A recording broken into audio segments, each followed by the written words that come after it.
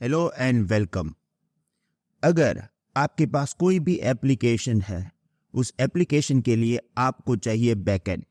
Backend के अंदर store होता है डेटा और बैकएंड में होता है डेटाबेस। ये अब आपको मालूम है। डेटाबेस बहुत ही सिक्योर होना चाहिए, डेटाबेस हाईली अवेलेबल होना चाहिए, क्योंकि अगर डेटाबेस डाउन हो गया तो फिर आपकी एप्लीकेशन नहीं चलेगी। क्योंकि आप जब ब्राउजर से ओपन करते हो वेबसाइट, तब जाएगा फ्रंट एंड में, और फ्रंट एंड डेटा जो है वो फैच करके लाएगा बैकएंड से, यानी कि डेटाबेस। अगर डेटाबेस डाउन है तो फिर पूरा एप्लीकेशन भी डाउन है।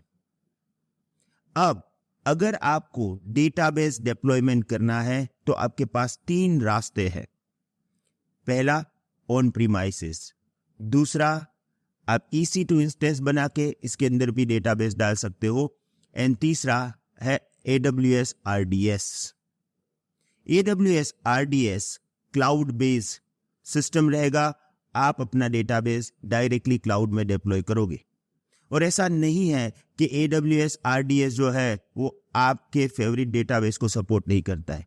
देखिए, मैं अभी AWS RDS में हूँ और देखो यहाँ पे मोस्ट फेमस डेटाबेस जैसे कि MySQL, MariaDB, PostgreSQL, Oracle, Microsoft SQL Server, IBM DB2 और AWS का खुद का Aurora, MySQL and Aurora PostgreSQL भी आपको मिलता है। पर यहाँ पे क्वेश्चन ये आएगा ना कि ऐसा कौन सा डिसाइडिंग फैक्टर है, जैसे कि अगर मेरे pass on premises database management system already है तो मैं ये RDS चूज क्यों करूं? क्वेश्चन है, Why should I choose RDS? मैं आपको पूरी सिस्टम समझाऊंगा और एक बात की मैं गारंटी देता हूं, एक बार इस सिस्टम को आप समझ लोगे उसके बाद आपको AWS से प्यार हो जाएगा। मैं ना जब AWS सिखाता हूं तो मुझे इस प्रोडक्ट से इतना प्यार है ना, मुझे ये जो सिस्टम इन लोगों ने बनाया उनसे इतना लगाव है या रिस्पेक्ट है कि मुझे ये मालूम है कि कोई भी कॉर्पोरेट एनवायरनमेंट जब इसको यूज करेगा तो इन लोगों का 100% फायदा ही है। क्यों है, कैसे मुझे ये लग रहा है, मैं आपको पूरी सिस्टम समझाता हूं। Let's start.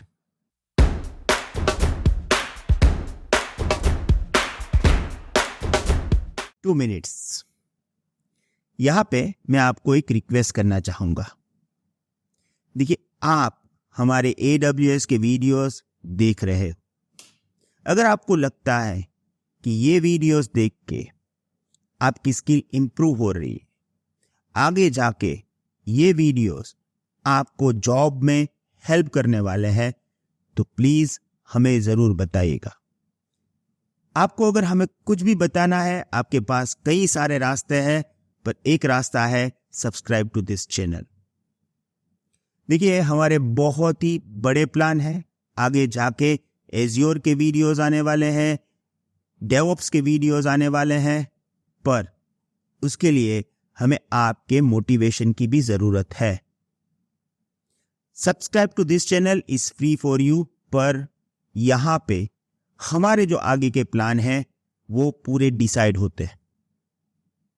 हमारा टारगेट है कि हमें 1 मिलियन सब्सक्राइबर्स चाहिए। हमें मालूम है ये बहुत ही लंबी रेस है और इसमें बहुत सारा टाइम लगेगा, पर मैं आपको एक बात बता दूं कि आपके सपोर्ट से ही हम ये रेस को एंड तक पहुंचा सकते हैं। Please support us, please subscribe to this channel. और अगर आपके ग्रुप में कोई IT प्रोफेशनल्स हैं तो उनके साथ हमारे वीडियोस जरूर शेयर करिएगा, क्योंकि अगर वो देखेंगे तो वो भी सीखेंगे, और इसमें सबसे बड़ा फायदा है कि आप अपने टाइम का पूरा यूटिलाइज कर रहे हो। यहाँ पर जो आप सीखते हो वो आपको आगे जाके यूजफुल होगा। Right? So don't forget to subscribe this channel. Thank you very much. Now you can continue your learning process. सबसे पहली बात, देखिए, सबसे पहली सिस्टम की डेटाबेस तो होना चाहिए, राइट? अब डेटाबेस होता है ऑन प्रीमाइसेस। पहले के जमाने में तो ऑन प्रीमाइसेस ही था, राइट? तो अब मैं क्या बताता हूं आपको, देखिए अगर हम ऑन प्रीमाइसेस डेटाबेस सेटअप करते हैं तो क्या क्या करना होगा, राइट। सबसे पहली बात, आपको एक डेटाबेस मैनेजमेंट सिस्टम चूज करनी पड़ेगी। जैसे कि हमारे केस में हम मान के चलते कि चलो हम MySQL डेटाबेस को यूज करेंगे, राइट। अब वो डेटाबेस मैनेजमेंट सिस्टम आपको इंस्टॉल करना पड़ेगा। तो कैसे होता है, सबसे पहले आपको एक हार्डवेयर लेना पड़ेगा, यानी एक कंप्यूटर लेना पड़ेगा। अब दो सिस्टम यहां पे चलता है, एक या तो आप फिजिकल मशीन में इंस्टॉल कर दो या आप वर्चुअल मशीन में डाल दो। अगर आपको वर्चुअल मशीन में डालना है, राइट, तो फिर आपको यहां पे हाइपरवाइजर डालना पड़ेगा, राइट। अब हाइपरवाइजर जो है वो भी आप डिसाइड करोगे, जैसे ओरेकल का यूज करना है या सिट्रिक्स का यूज करना है या माइक्रोसॉफ्ट का हाइपर-वी यूज करना है, ये आपका डिसाइडिंग फैक्टर होगा। पर उसके लिए लाइसेंस फीस वगैरह तो लगेगा, तो आपको हाइपरवाइजर डालना पड़ेगा। हाइपरवाइजर डालने के बाद आपको एक वर्चुअल मशीन बनाना पड़ेगा, राइट। तो यहां पे आप बनाओगे VM। देखो मैं आपको ये पूरी प्रोसेस समझा रहा हूं अगर आप on premises database management system का सेटअप करते हो तब, राइट। तो फिर आपको VM बनाना पड़ेगा। अब VM के अंदर आपको क्या करना पड़ेगा, ऑपरेटिंग सिस्टम डालना पड़ेगा, राइट। अब यहां पर भी आप चूज कर सकते हो कि भाई हम लोग जो है विंडोज ऑपरेटिंग सिस्टम डालेंगे या लिनक्स ऑपरेटिंग सिस्टम डालेंगे, क्योंकि वर्चुअल मशीन के अंदर ऑपरेटिंग सिस्टम डालना जरूरी होता है। तो फिर आप ऑपरेटिंग सिस्टम यहां पे डिसाइड करोगे। एक बार आपने ऑपरेटिंग सिस्टम डिसाइड कर लिया, उसके बाद आप जो भी अपना डेटाबेस है वो डालोगे, जैसे कि आपने यहां पे चूज किया है MySQL, ओके। तो ये पूरी प्रोसेस हो गई। हार्डवेयर आप मैनेज करोगे, हाइपरवाइजर, VMware या सिट्रिक्स जो भी है वो आप मैनेज करोगे, वर्चुअल मशीन आप मैनेज करोगे, देन ऑपरेटिंग सिस्टम आप मैनेज करोगे, एंड देन माइक्रोसॉफ्ट SQL। अब ये सब के अपडेट्स भी आप मैनेज करोगे, राइट। जैसे VMware में कुछ अपडेट आ गया, ये आपकी रिस्पॉन्सिबिलिटी है। VM के अंदर ऑपरेटिंग सिस्टम में लिनक्स में या विंडोज में अपडेट आ गया, वो आपकी रिस्पॉन्सिबिलिटी है। MySQL डेटाबेस में भी कुछ अपडेट आ गया, वो आपकी रिस्पॉन्सिबिलिटी है। तो ये सब आप मैनेज करोगे, क्योंकि ये ऑन प्रीमाइसेस की बात हम कर रहे हैं, राइट, ओके। अब आपको मैं यहां पे एक प्रॉब्लम बताऊं, अगर ये पूरा सेटअप मेरे पास है और पावर फेलियर हो गया तो जब आपने यहां पे हार्डवेयर चूज किया है ना, जो भी आपने हार्डवेयर चूज किया है उसके अंदर आपने जो मदरबोर्ड लिया है वो ऐसा होना चाहिए कि ये मल्टीपल पावर सप्लाई को सपोर्ट करे। तो यहां पे क्या होगा, आपके पास दो पावर सप्लाई होंगे, राइट, दो power supply 1 and power supply 2। अब ये दोनों पावर सप्लाई जो है ये आपको यहां पे अटैच करना पड़ेगा। अब पावर सप्लाई 1 तो क्या होता है, जैसे जो भी इलेक्ट्रिकल कंपनीज है जो हमें प्रोवाइड करती है, जो हमारा प्राइमरी पावर सोर्स रहता है वो होगा। पर पावर सोर्स 2 कौन सा होगा, जैसे कि आपके पास लाइक जनरेटर है, ओके। तो यहां पे फिर आपको जनरेटर भी लेना पड़ेगा, ओके। अब ये भी होगा कि भाई पावर सोर्स जो है 1 यानी मेन इलेक्ट्रिक पावर सप्लाई है वो डाउन हो गया, तो डीजल जनरेटर या जनरेटर पे जाएगा, तो फिर बीच में कोई सिस्टम बंद ना हो, तो इसलिए आपको फिर लेना पड़ेगा UPS, राइट। ये सब हार्डवेयर है जो आपको परचेस करना पड़ेगा, आपको मैनेज करना पड़ेगा, राइट। तो फिर आपने ले लिया UPS। अब ये पूरे सिस्टम जो है उसको कोई फर्क नहीं पड़ता है, पावर सप्लाई डाउन होने से आपका काम हो गया। अब रिडंडेंसी जरूरी है ना, चलो हम ये मान ले कि पावर सप्लाई है डीजल जनरेटर या जनरेटर है, UPS से हम पावर सप्लाई पूरी तरह से दे रहे हैं, पर क्या होगा अगर इस पर्टिकुलर हार्डवेयर का मदरबोर्ड ही डाउन हो गया, है ना। तो इसके लिए आपको क्या करना पड़ेगा, इसके लिए है ना आपको एक और मल्टीपल सर्वर्स चाहिए, यानी कि एक और हार्डवेयर लेना पड़ेगा, और इसके लिए भी पावर सप्लाई वगैरह होगा, ओके। पर इस तरह से पूरा एक अलग डेटाबेस मैनेजमेंट बनाना पड़ेगा, डेटाबेस सर्वर बनाना पड़ेगा। तो you have multiple server now. ये बेटर हाई अवेलेबिलिटी या रिडंडेंसी प्रोवाइड करता है। तो हम ये कह सकते हैं कि ये मेरा माई SQL सर्वर है, ये प्राइमरी है, राइट, ये स्टैंड बाय है।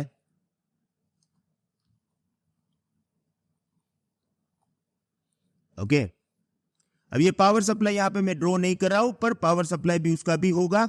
ओके, तो इसके लिए भी आपको फिर यूपीएस वगैरह लेना पड़ेगा, पर ये आपका प्राइमरी एंड स्टैंड बाय है। तो अगर एक डेटाबेस बंद हो गया तो दूसरे से काम चलेगा। अब यहाँ पे प्रॉब्लम क्या है ना, कि अगर मेरा प्राइमरी डेटाबेस बंद हो गया और अगर ये मेरा प्राइमरी डेटाबेस जो है वो डेटा अपनी लोकल डिस्क में स्टोर कर रहा है, राइट, डेटा जो है वो अपनी लोकल डिस्क में स्टोर कर रहा है, तो फिर आप फिर प्रॉब्लम में फंसोगे। क्यों? क्योंकि यहां पे ये हार्डवेयर जो है वही डाउन हो गया और ये सर्वर ही डाउन हो गया, तो डिस्क कैसे अप होगी? और डिस्क अप नहीं है तो फिर ये सेकेंडरी या स्टैंड बाय सर्वर जो है उस डेटा को लाएगा कहां से, राइट? तो फिर ये प्रॉब्लम आ गया। तो इसके लिए क्या करना पड़ता है ना, आपको यहां पे आपको चाहिए शेयर्ड स्टोरेज। क्या चाहिए? Shared storage. अब शेयर्ड स्टोरेज का मतलब क्या होता है? शेयर्ड स्टोरेज का मतलब होता है कि ये दोनों, इसको थोड़ा ऊपर ले लो, हाँ, ये दोनों जो है आपके पास सर्वर, ये दोनों इसको एक्सेस कर पाएंगे। तो डेटा जो है ना वो आप स्पेसिफिकली कोई पर्टिकुलर हार्डवेयर के अंदर स्टोर नहीं करते हो, आप लोकल डिस्क नहीं यूज करते हो, शेयर्ड स्टोरेज में पूरा डेटाबेस का डेटा रहेगा। इससे क्या होगा, अगर ये बंद हो गया तो सेकेंडरी स्टार्ट हो जाएगा, पर सेकेंडरी के पास डेटा तो ये शेयर्ड स्टोरेज में है तो वहां से वो ले लेगा। तो फिर एक नई मैटर आ चुकी है कि आपको एक शेयर्ड स्टोरेज सेटअप करना पड़ेगा।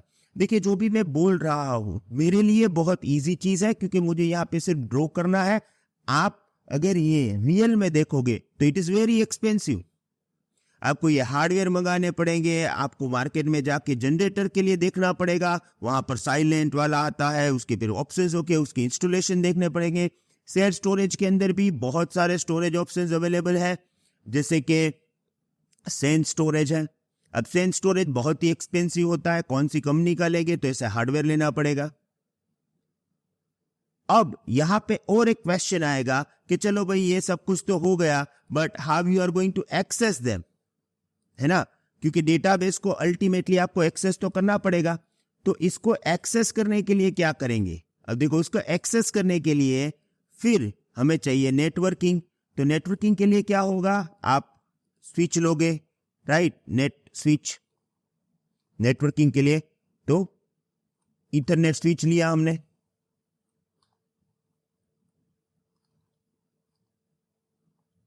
ओके। अब एक से काम दुनिया में चलेगा ही नहीं, क्योंकि एक स्विच गया तो फिर आप डाउन, ओके। तो आपने यहां पे क्या करना है, दूसरा स्विच लेना है, यानी कि ईथरनेट स्विच 2, ओके। अब मल्टीपल कनेक्शन ऐड करने पड़ेंगे। तो देखो, ये एक यहां पे जाएगा, ये एक यहां पे जाएगा, फिर ये एक यहां जाएगा,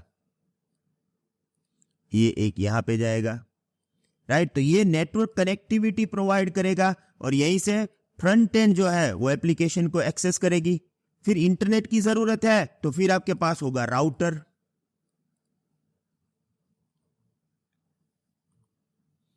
ओके। अब राउटर भी एक लेंगे तो फिर प्रॉब्लम है, क्योंकि हमें चाहिए रिडंडेंसी, तो फिर हमने ले लिया 2 राउटर। अगेन वहां पर भी हम ड्यूअल कनेक्टिविटी करेंगे,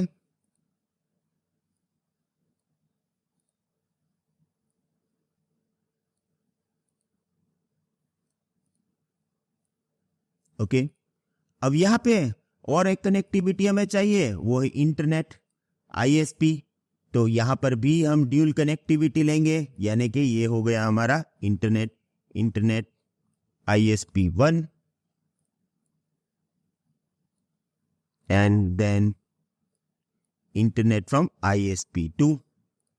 चलो ये हो गया। अब सोचो, ये पूरा सेटअप आपका होगा। यहाँ पर भी मैंने अभी बहुत सारे सेटअप नहीं डाले हैं, जैसे कि यहाँ पे शेयर स्टोरेज करने जाओगे तो उसके लिए भी रिडंडेंसी होगी, उसके लिए भी HBA लगते हैं। तो बहुत सारी मेहनत, बहुत सारा हार्डवेयर के बाद आप एक हाईली अवेलेबल डेटाबेस का सेटअप कर सकते हो। और यहाँ पर भी एक प्रॉब्लम है। प्रॉब्लम क्या है? जैसे कि ये हो गया मेरा location 1, right, let's say that it is in Mumbai. हाँ, अब सोचो कि अगर यहां पे कोई प्रॉब्लम हो गया, राइट, मेरा मुंबई लोकेशन ही, पूरा बिल्डिंग ही प्रॉब्लम में आ गया, तो फिर भी मेरा डेटाबेस बंद नहीं होना चाहिए। तो इन दिस केस आपको एक पूरा डेटाबेस जो है वो अलग लोकेशन पे सेट करना पड़ेगा। Whatever I am saying as per according to live environment में आपसे बात कर रहा हूं, और ये सभी चीजें जिसका हम डिस्कस कर रहे हैं वो ऑलरेडी वर्ल्ड वाइड सभी डेटाबेस, सभी कंपनीज के अंदर ये टाइप का डेटाबेस सेटअप होता है। तो यहाँ पे आपने पूरा एक अलग से डेटाबेस सेटअप किया, कहाँ पे? लोकेशन 2 पे, यानी लेट्स से दैट हैदराबाद में हमने सेटअप कर दिया।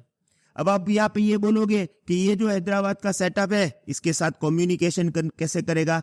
तो फिर वहां पर भी कम्युनिकेशन के लिए ईथरनेट स्विच वगैरह चाहिए, इसकी कनेक्टिविटी चाहिए, राइट। और उसके बाद राउटर वगैरह वहां पर भी हमें सेटअप करना पड़ेगा, वहां पर भी रिडंडेंसी चाहिए भाई, राइट। अभी तो मैंने सिंगल सेटअप किया है, पर पावर का रिडंडेंसी तो वहां पर भी चाहिए। और उसके बाद यहां पर भी स्टोरेज होगा, ओके। और क्योंकि यहां पे डिस्टेंस ज्यादा है तो इन दोनों के स्टोरेज के बीच में होगा रेप्लिकेशन, जो आपको सेटअप करना पड़ेगा। डेटा रेप्लिकेशन यहां पर सेटअप करना पड़ेगा, ओके। अब ये पूरा जो आप देख रहे हो ये एक सेटअप होता है database with highly available fault tolerance. एक पूरा लोकेशन अगर आपका डाउन हो जाए मुंबई, तो भी आपको कोई प्रॉब्लम नहीं होगा और आपके पास दूसरा लोकेशन है। अब मैं यहां पे आपको एक क्वेश्चन करना चाहूंगा। अगर आप ये पूरा सेटअप करते हो, जैसे कि हार्डवेयर से लेके नेटवर्किंग इक्विपमेंट से लेके सब कुछ सेटअप करते हो कोई भी एक कंपनी के लिए, तो आप मुझे बताओ एटलीस्ट कितने दिन लगेंगे? आप वीडियो को पॉज करो और कमेंट में लिखो कि अगर ये पूरा सेटअप कोई भी कॉरपोरेट कंपनी करेगी, बहुत ही पैसा है उस कंपनी के पास, पर ये पूरा सेटअप करने के लिए टाइम तो लगेगा, है ना? तो कितना टाइम लगेगा? अगर कोई कंपनी ये पूरा सेटअप करेगी तो कितना टाइम लगेगा? ये सेटअप पूरा हाईली अवेलेबल है, राइट? तो प्लीज कमेंट में आप पहले डेज, मंथ, ईयर्स जो भी लिखना है आप लिख लो, ओके। लिख लिया? डन। मैं आपको बताता हूं, ये पूरा सेटअप करने के लिए आपको लगेंगे, sorry to interrupt you, I know that video बहुत ही इंटरेस्टिंग है, पर अगर आप ये 100 डेज चैलेंज के सभी वीडियोस पूरे देखना चाहते हो तो हम आपको 2 ऑप्शंस दे रहे हैं। ऑप्शन नंबर 1, हमारी वेबसाइट www.cloudfoxhub पे चाहिए। वहाँ पे आपको एक 100 डेज यूट्यूब चैलेंज कोर्स मिलेगा, उसको सब्सक्राइब करिए। हमारा प्राइस बहुत ही कम है, जस्ट 499 रुपीज। ये जो भी वीडियोस हम यहाँ पे यूट्यूब पे डालते हैं वही फुल वीडियो आपको इस पर्टिकुलर कोर्स में मिलेगा। 240 वीडियोस टोटल मिलेंगे। दूसरा, एक बहुत ही अच्छा ऑप्शन है जो हम आपको यूट्यूब के थ्रू देंगे। Now you can join our YouTube elite membership program as well. ये मेंबर बनने के लिए आप हमारी YouTube channel Cloud Fox Hindi पे जाइए, वहां पे एग्जैक्टली सब्सक्राइबर बटन के बाजू में आपको एक ज्वाइन बटन मिलेगा। वहां पे ज्वाइन करिए। आपको मंथली सिर्फ और सिर्फ 89 रुपीज पे करना है और ये सभी वीडियोस आपको फुल तो वहां पे मिलेंगे ही अप टू 240 और कई सारे कोर्सेज जो हम फ्यूचर में डालने वाले हैं वो सब आपको मिलेंगे सिर्फ 89 rupees per month. I hope you will join this. Thank you very much. Goodbye.